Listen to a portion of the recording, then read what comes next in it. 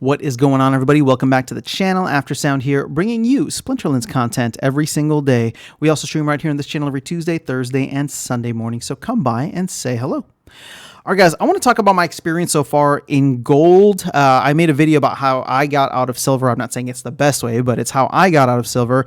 And what I'm noticing in gold, and I would love to get people's opinions in for Diamond Plus as well. I'm still playing a couple of tournaments in Diamond Plus, and I'm seeing this trend there. But you know, with not enough games in ranked, and I'm talking specifically modern, right? With not enough games in ranked, or no games in ranked, I should say.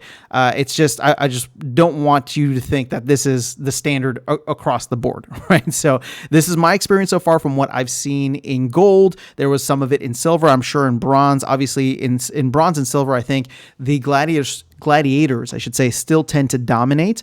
But I wanted to talk about the legendary summoners for the core Chaos Legion set, right? So we can probably exclude Quix the Devious from this, but all the 6-mana summoners, Immortalis, Possibilis the Wise, Lily, Astral Entity, Conqueror Yasic, and Grandmaster Wraith. Now, what I'm noticing is that these cards are still the winning cards, or the winning summoners, I should say, in many of the rule sets that I'm playing, right? Now, granted, you can see the breakdown here simply from the prices. You know, Immortalis and Possibilis still definitely at the top. I'm actually using Lily a lot more in gold, and keep in mind, I have all these summoners maxed for gold. I do not have all of them maxed for, or just maxed in general, maxed for diamond. But what I'm noticing, right, is just the simple fact that even when I do use Yasic or Grandmaster Wraith or even Astral Entity, there are many times where these summoners just overpower some of the newer summoners, Rebellion summoners and just Rebellion cards in general.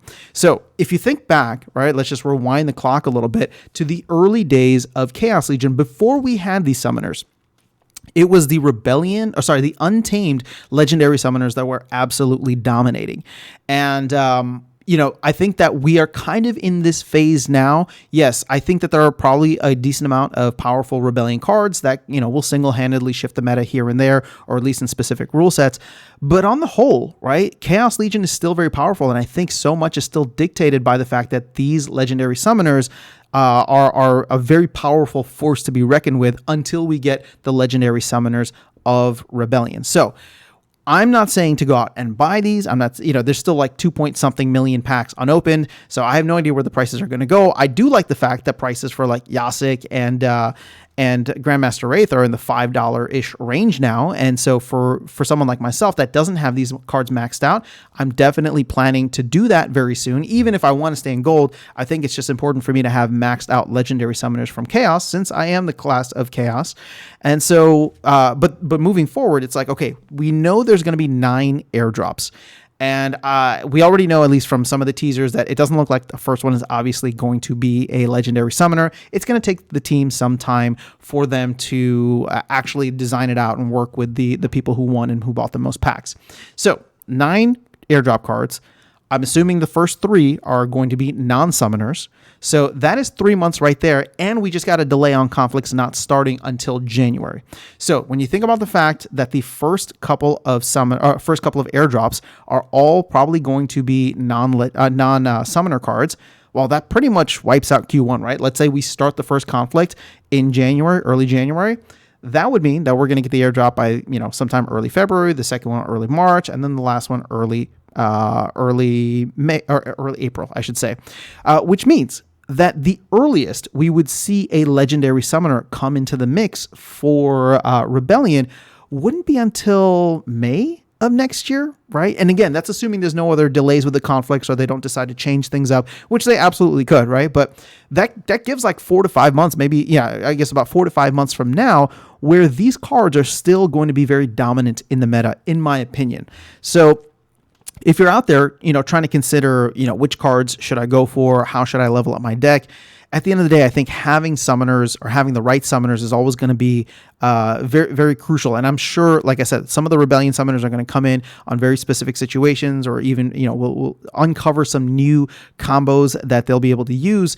But on the whole, in silver And now in gold, I am still seeing that these summoners are very dominant. They're just very powerful at 6 mana with 3 different ability sets or buffs, buffs or debuffs, versus the tactics even. Now, the tactics are cool and they can definitely come in handy for certain things, but until we get the Rebellion legendary summoners, I think these are still going to be a very, very, let's put it this way. I think they're going to be your best bang for your buck. And no, that's not financial advice. I'm just saying that with the prices where they're at for these cards traditionally, with where they're at now versus where they have been traditionally, versus the prices of the new Rebellion cards, which are hot right now, which are scarce and very much in demand, I think you might be better off going and just, maxing out your Chaos Legion deck. At least that is the advice I'm giving myself to make sure that I have these cards, Astral Entity, Conqueror Yasik, and Grandmaster Wraith, maxed out so that if I ever do decide to make the jump up to Diamond,